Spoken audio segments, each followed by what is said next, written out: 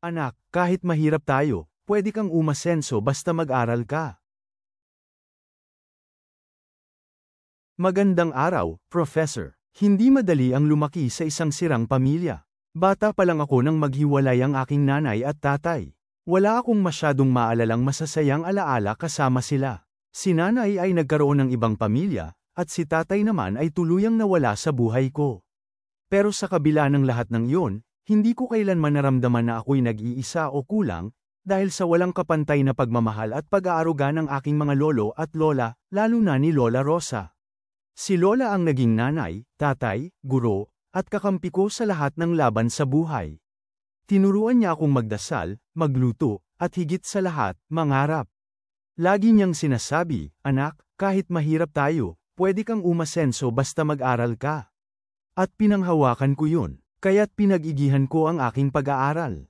Walang kuryente sa bahay ni na Lola, kaya gasera lang ang gamit namin tuwing gabi. Literal kong sinusunog ang kilay ko sa tuwing ako'y nag-aaral sa ilalim ng mahina ngunit mainit na ilaw ng gasera. Pero hindi ako kailanman nagtanim ng sama ng loob sa kapalaran ko. Dahil sa bawat hakbang ng buhay ko, kasama ko si Lola at Lolo. Nang ako'y magtapos ng elementarya, sila ang nagsabat ng aking medalya. Buo ang puso ko noon, hindi man naroon ang mga magulang ko, punong-puno naman ako ng pagmamahal at suporta. Minsan, tinanong ako ng isang kaklase kung bakit wala ang nanay at tatay ko sa aming first communion. Ang sagot ko, sila Lola at Lolo ang pamilya ko. Narinig yon ni Lola at Lolo. Agad nila akong niyakap, at sa yakap nilang yon, naramdaman kong sapat at buo ako. Noong high school na ako, isinasama ako ni Lolo sa paggagapas ng palay at pag-aani ng mais tuwing bakasyon. Ang kinikita ko, iniipon ko para may pambili ng uniforme at baon sa pasukan. Doon ko unang natutunan ang kahalagahan ng pagsusumikap. Nakapagtapos ako ng high school at nakapasok sa kolehiyo. Nakatanggap ako ng scholarship mula sa munisipyo, at hindi ko sinayang ang pagkakataong yon. Nagtiyaga ako, nag-aral ng mabuti. Dumating ang pinakahihintay naming araw, ang aking graduation sa kolehiyo. Hindi ko maipaliwanag ang saya ko. Sa lahat ng hirap, sakripisyo, at panalangin, nakapagtapos ako bilang cum laude. Ngunit ang pinakamasakit, yun din ang araw na nawala si Lola. Ako ang naatasang magbigay ng graduation message.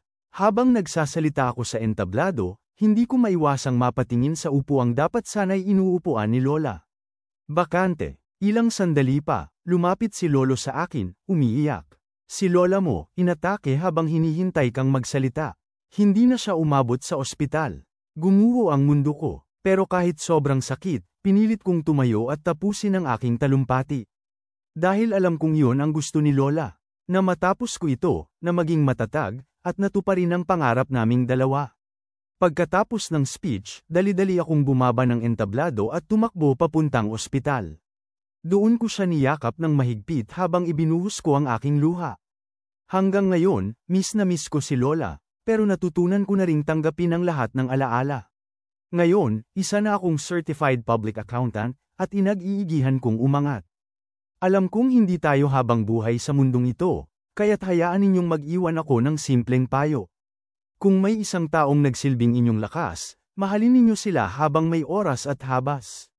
Ipagmalaki ninyo ang bawat sakripisyo at aruga, at huwag sayangin ang pangarap nilang ipinasa. Kahit na sila'y nawala na sa ating mata, ang alaala nila'y gabay sa bawat tagumpay at tuwa. Ako po si Jomar, dating walang-wala, pero ngayon ay may malaking pangarap at pag-asa. Nasa puso ko ang aral at pagmamahal ng isang dakilang lola. Para sa iyo po ito, Lola. Aking bituin, aking tala.